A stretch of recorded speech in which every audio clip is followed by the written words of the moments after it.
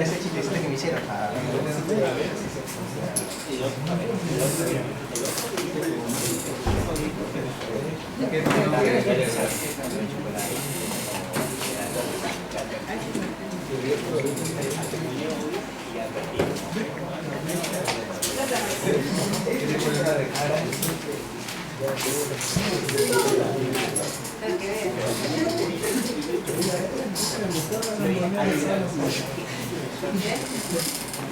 ¿Qué? Porque no se mueve.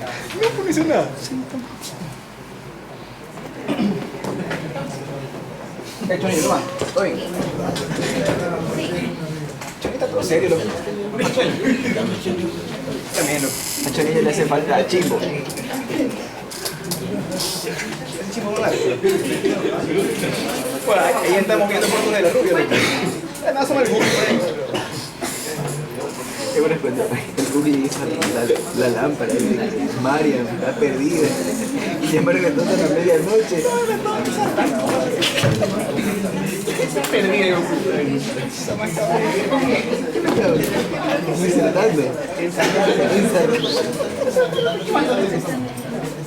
Y a las 12 de la noche. Cuéntame, ¿quién fue?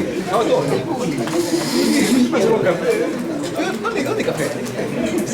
Lo guardé en plato porque no había azúcar. Con mancha, porque el azúcar estaba sin azúcar. Ah, sí, ¿tú eres? Estamos separando cuando nos llamó a todos a la medianoche y decimos que tal vez está parecida.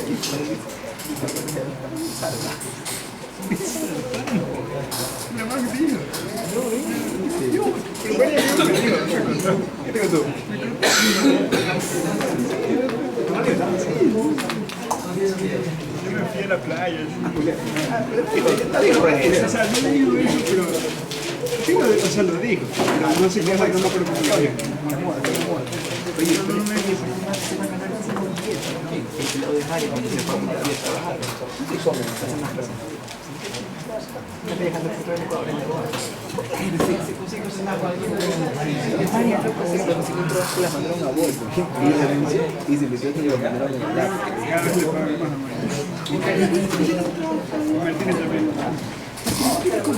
entonces sueldo lo que va.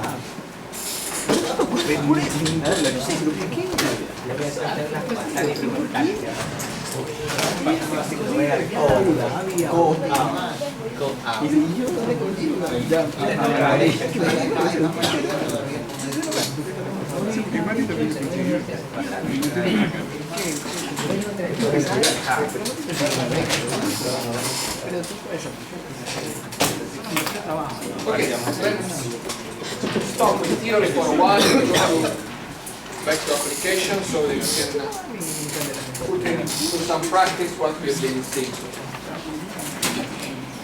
Okay. Talking about the parameters of the antenna.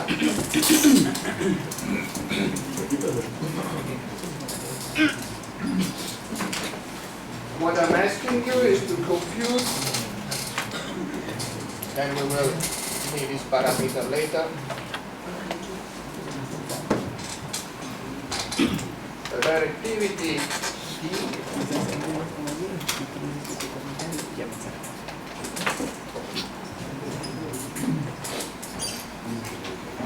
of an antenna that has got a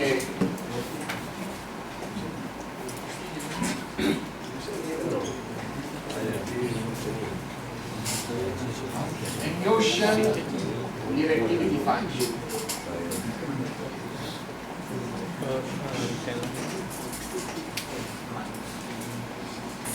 I will draw it later in a moment, but the relativity function is like this.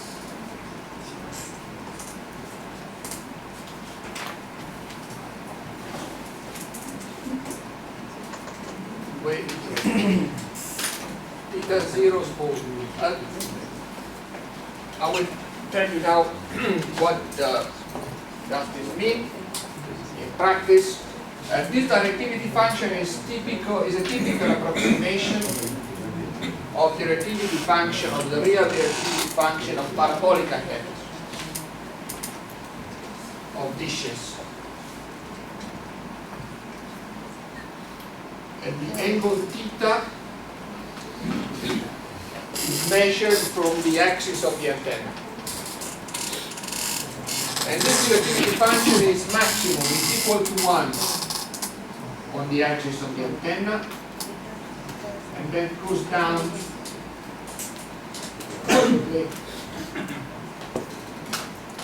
when you move out of the antenna. So in your calculation, when we say that theta 0 is small, it means that you can approximate sin theta with theta. So you can work out the calculation easily. The question is simple. If you know what is, as a function of theta 0, that is the aperture of the antenna, calculate the directivity function. We will use this result later on with other exercises when we have to do our calculation. So you know there is a relation between directivity and directivity function, and you have to exploit that relation to evaluate the directivity.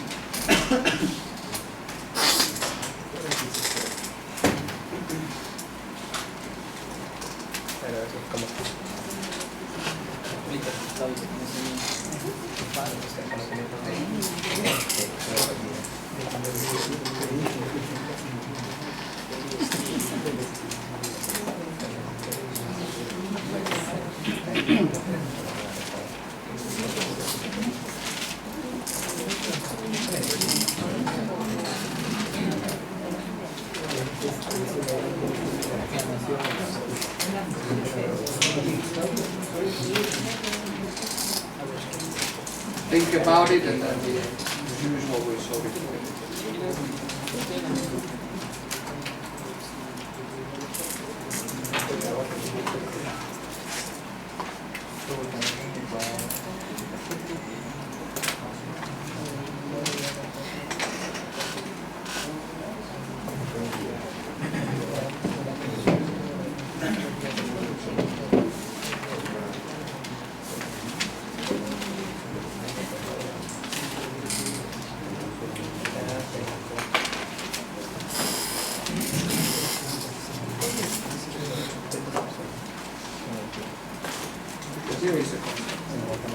The parameter of the antenna.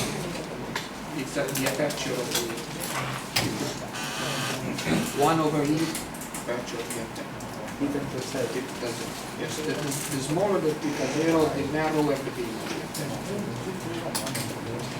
If you plot this function, this will be narrower or smaller theta. The antenna beam width. Beam width. The width of the beam.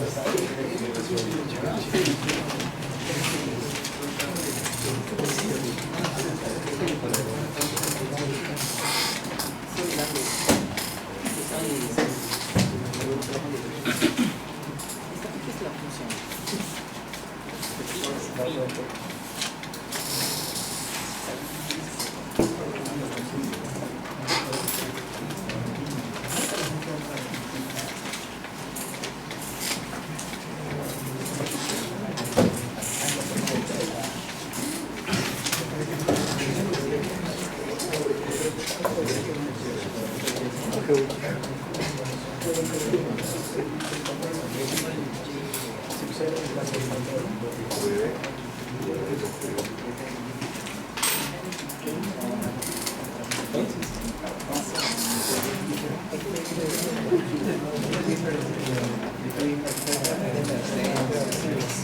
0 is a constant. Theta is a number. It's a constant. Theta is the variable. So as a function of theta, this relativity function.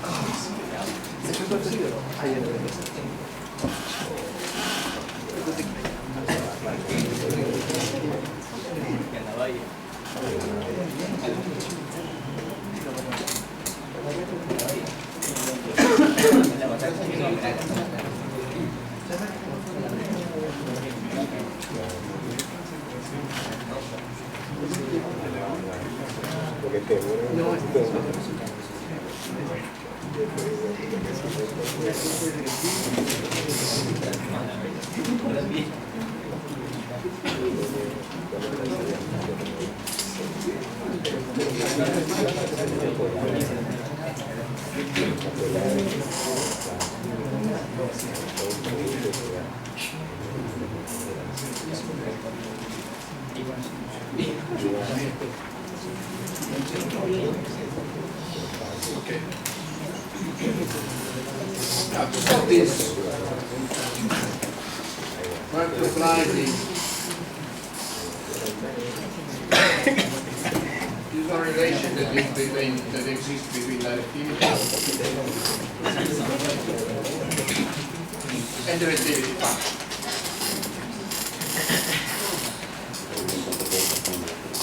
In particular, we have to integrate over the solid angle, that is, if you assume this is our polar coordinate system, this is theta, and then you have the angle, but there's really no dependence on phi. So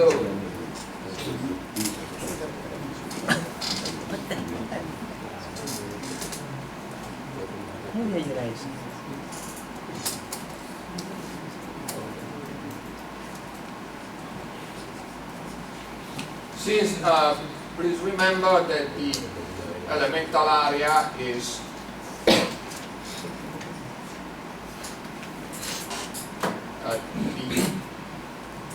the omega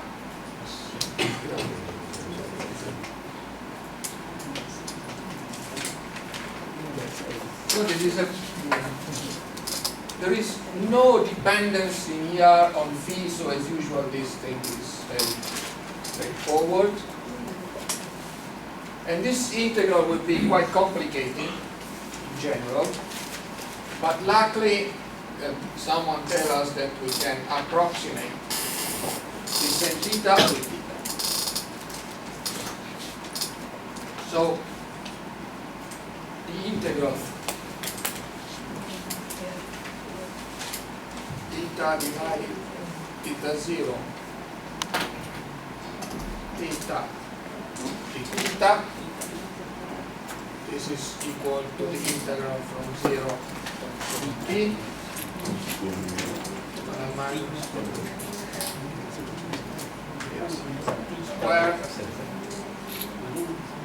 and we can put this theta in here and get divided by 2. So this integral is trivial because it's an exponent. It's like integrating from 0 to infinity real minus 6 in Linux, so nothing special. And there is obviously one outside, theta 0. A ver. Square. And this integral, I place here x equal to theta divided theta 0 square. But anyway, those are just classical mathematical details. So this thing here is 1. So the integral will be 4 divided theta 0 square.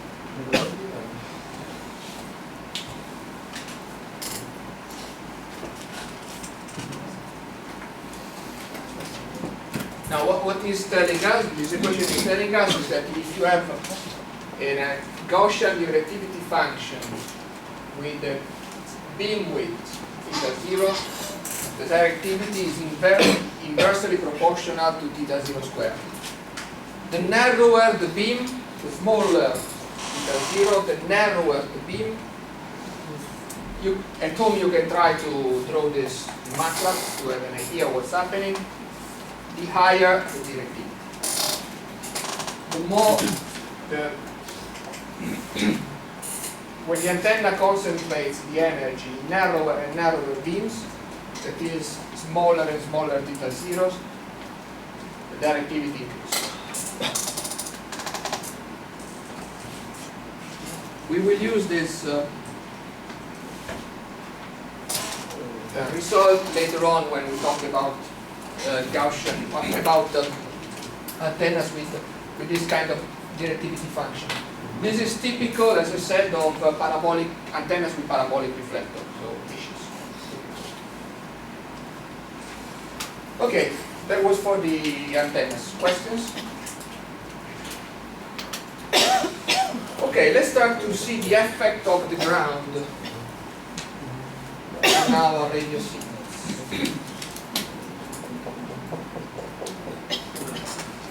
Okay, we have a transmitter.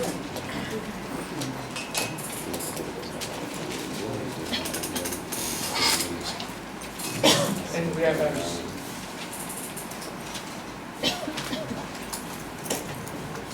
We know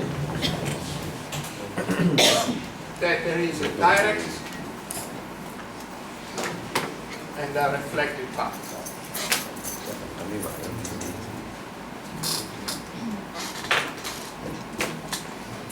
And we also know that the reflection coefficient of the ground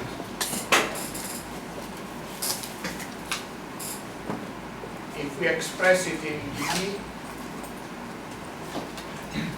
is minus 10 dB. The absolute value of the reflection coefficient. We know that the phase of the reflection coefficient is random, continuously changing.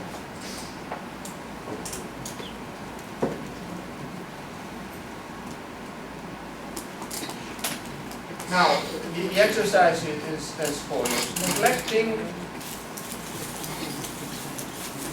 the difference in path length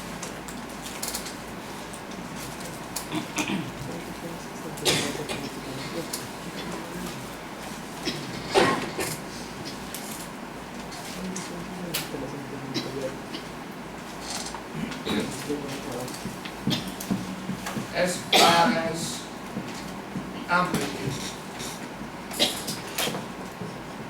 difference between the direct and reflected path. The amplitude is concerned.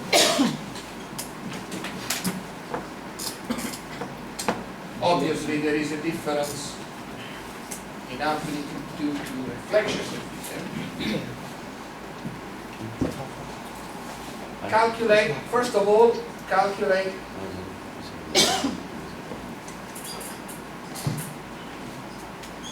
the maximum and minimum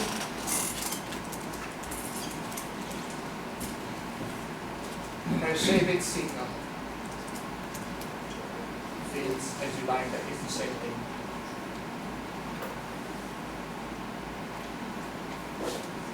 Normalized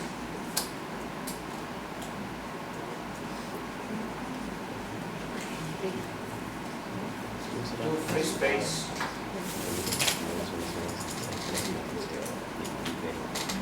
Field, we call it easy. So, we are here neglecting antenna directivity function and neglecting everything. But the effect of the absolute value of the reflection coefficient and the phase is said to be random. So it's continuously changing. What I'm asking you is to calculate the maximum and minimum received electric field at the receivers with respect to what you will get in free space. This is the first question. There is another point later on, but first try to find an answer to this question.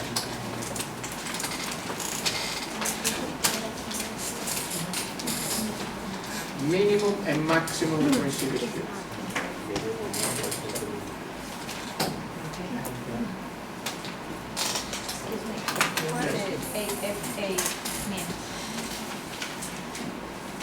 As far as the amplitude is concerned.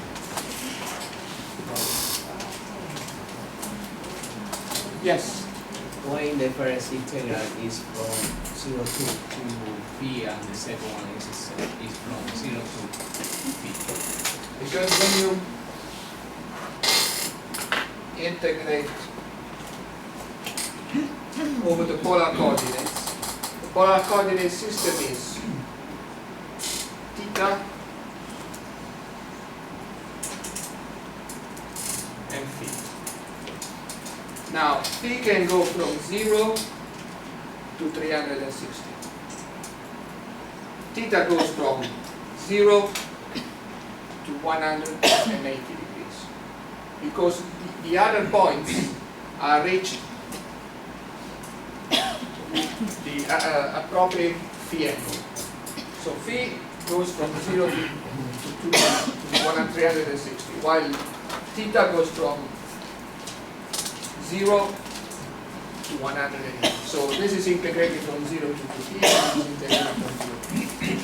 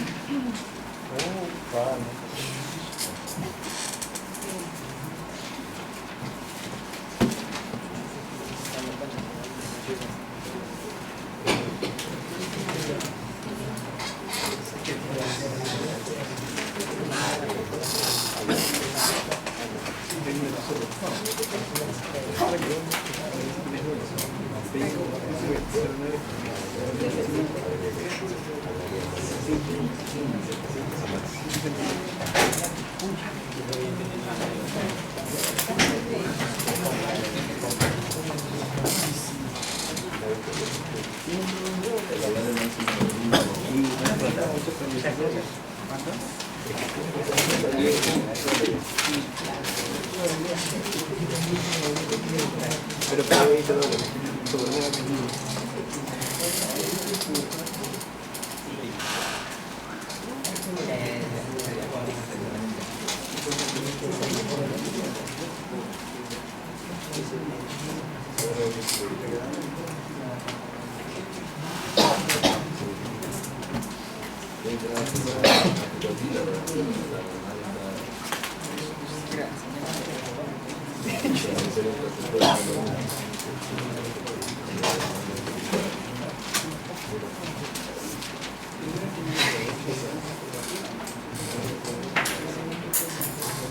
Yo cuando parece que todo ya se sabe.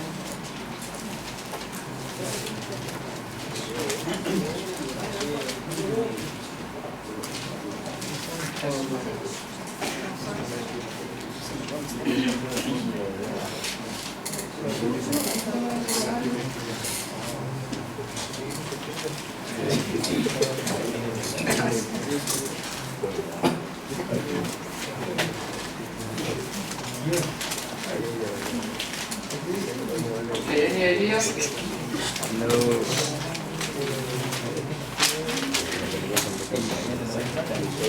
Okay. Now the text has to ignore the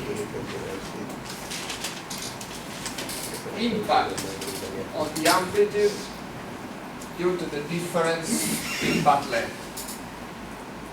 So the amplitude of the direct electromagnetic ray is 0, and this one will depend only on the reflection coefficient of the ground. Being an electric field means that if we call this reflected field, the ratio between the reflected electric field and the incident expressed in log scale, when you have to use 20 logarithm, because we are talking about field and not powers, is minus 10. That's what the text tells us. So if you work out this simple equation, you find that divided by 0 is 0.316. So the reflected wave is definitely weaker than the direct wave. But nevertheless, we will see that the impact is quite important. Now,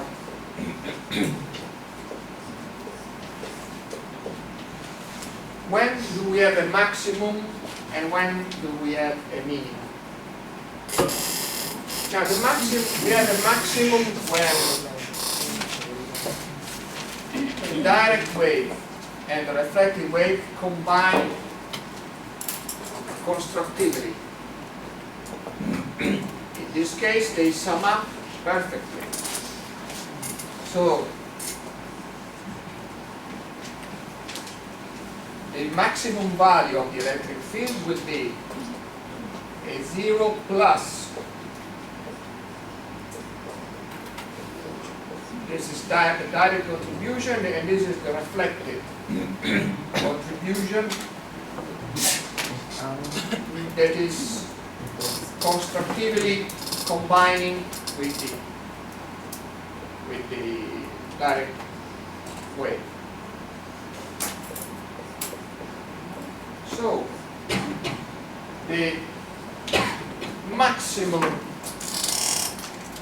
electric field will be 1 point, there is a point, 1.361 times the incident wave.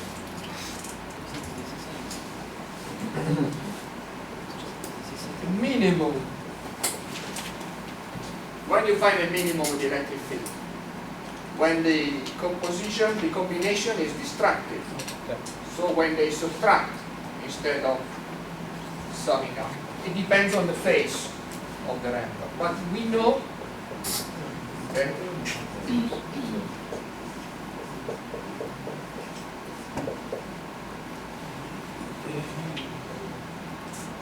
as this is the case. So the minimum electric field that you can have at your antenna is 0.68 times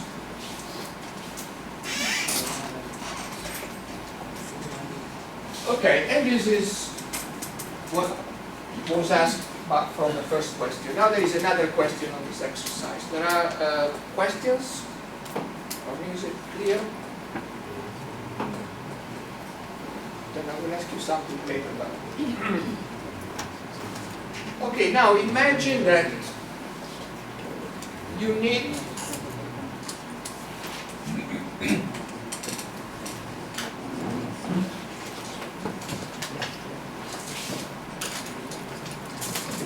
E0 as a receiver for your system to work, for the receiver to work.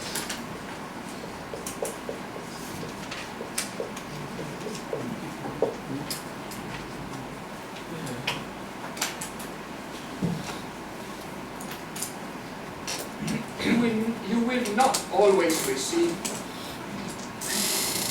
E0. Obviously, if you are in this constructive situation, the situation is actually better, but you can go below E0. So what I'm asking you is, with respect to free space,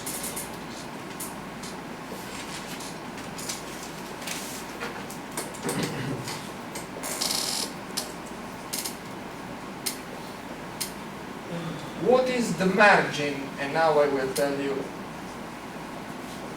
what the margin is.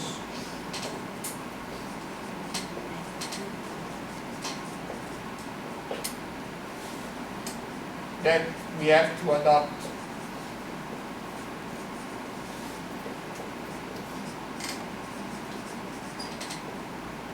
to guarantee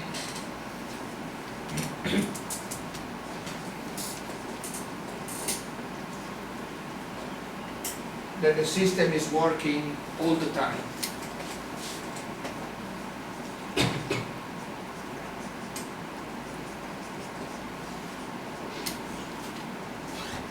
I will explain how this.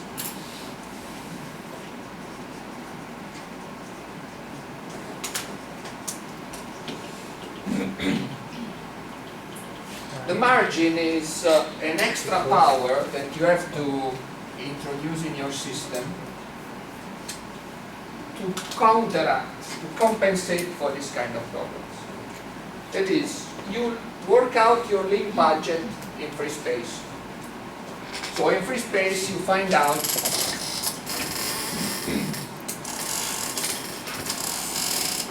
that you need a power PT to establish the link. But here you are not in free space. So what I'm asking you is, by taking into account, obviously, the previous result, what is how much do you have to increase your transmitted power with respect to free space?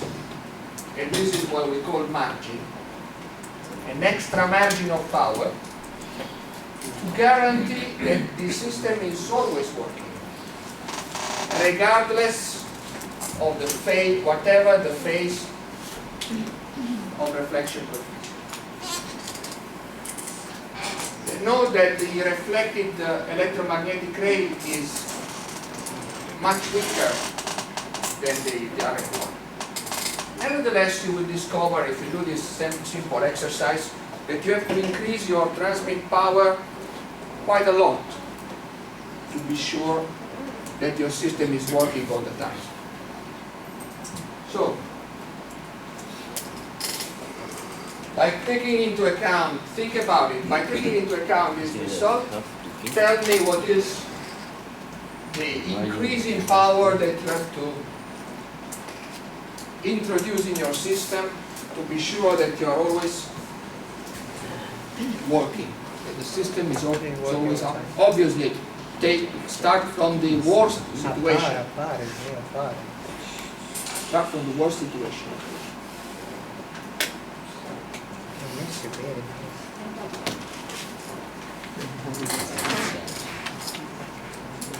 Think about it.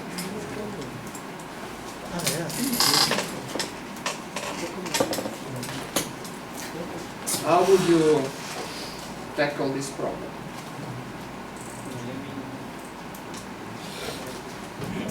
The solution goes through this consideration. You think that in free space you would receive is 0. In this situation, you receive something different. There is the worst situation of all. You take the worst situation, and from that worst situation you work out how much you have to increase the power so to go back to 0. I already traced the solution. Okay, think about it 5 minutes, then we do it together.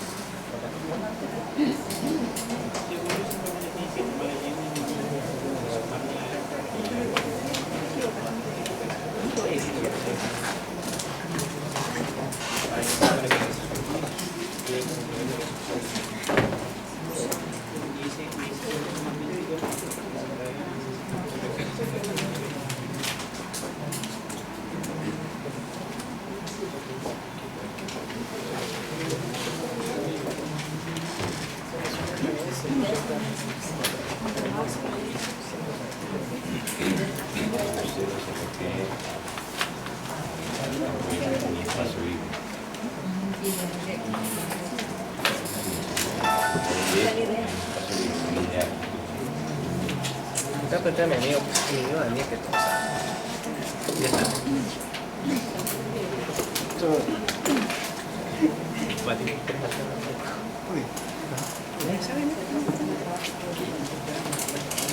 Ojalá que mis clases que ya se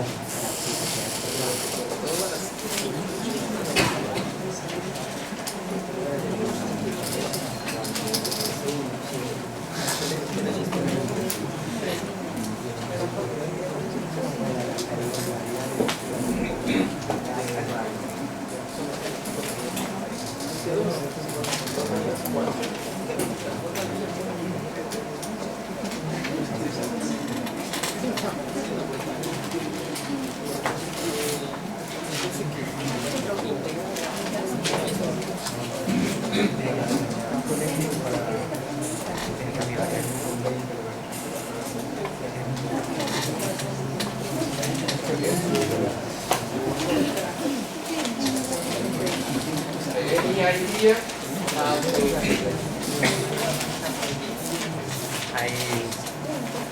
yes? No.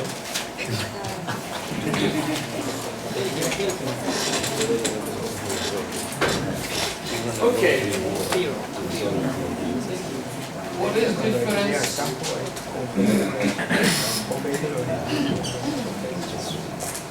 What is different from free space? Before entering that problem, we have to remember that the power density is, as you possibly remember, is proportional to the square of the electric field. And also, the power density is the transmitted power, the gain of the transmitter, divided R squared. This means that if you double the transmitted power, you double the power density. Okay, so the relation between power density and transmitted power is a direct linear relation. With this in mind, if we were in free space, we would receive only the direct contribution. And we would receive, in particular, an incident power that is R squared divided by eta. And this is what we need for the system to work.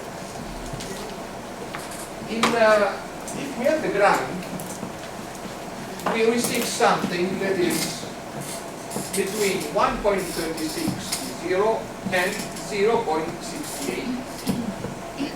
Now we are concerned about the worst possible situation. The worst possible situation is 1, because it is the minimum value of the electron. So with the ground reflection,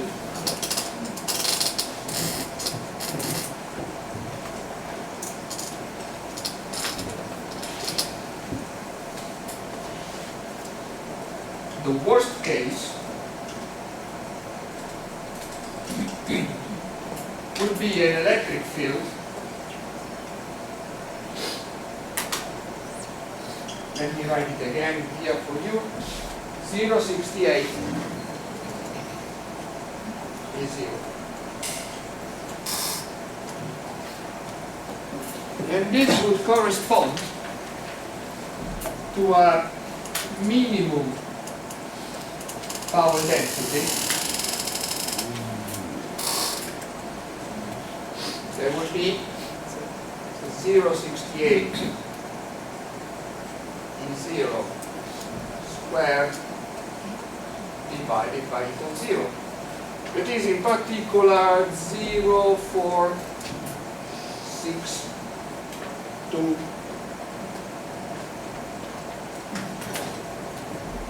is 0 divided 0 squared divided by 0. That is, with respect to what we would receive in free space, you can call it this as 0 just to be consistent with the other notation the same.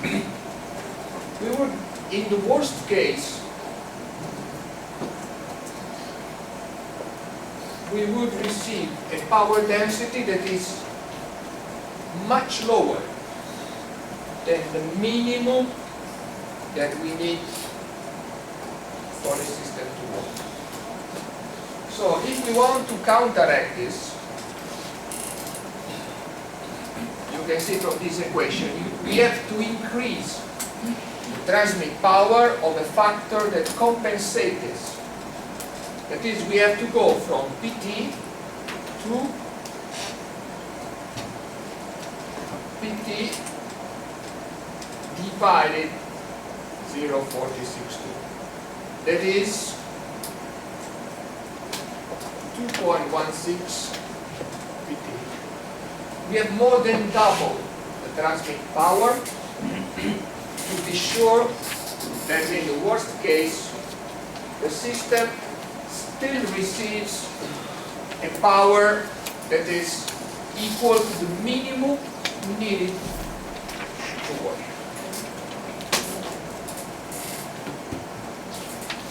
This difference, this factor, that increase, if you convert this into dB, is 3.29 dB. You have to increase your transmit power by 3.29 dB. This extra power needed with respect to free space is called margin of the radio link.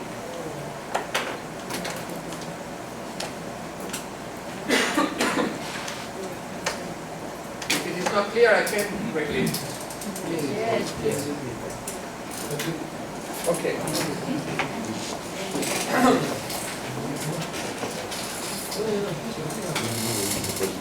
We need E0 for the system to work. That is the minimum.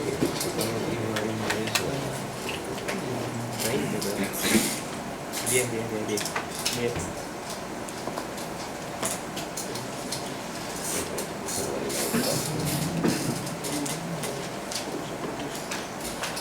S0, as defined here, is the minimum power density that must reach the antenna for the system to work. If we receive a lower power density, the system stops working. Now, in free space there are no problems, because in free space we always receive this power density, so we are perfectly happy. We transmit the power PT, whatever it is, we don't care, and we receive exactly what we need to work. But if we do the same thing here, we transmit the power PT, depending on the phase of the reflection coefficient, we can get a stronger field or a lower field with respect to E0. Now, the strongest field is not a problem because it's better. But the problem is when we receive something that is lower. This is the worst case. If we do the calculation for the worst case, we discover that the minimum value that we can receive, that is always defined of the power density, that is always defined as the square of the electric field divided by the intrinsic impedance, is 0.462 in 0 squared divided delta 0. That is the worst case. Instead of receiving S0, we receive 0.462 S0, much lower. And the system will not be working because the minimum power level to work is S0. So the only solution that we have is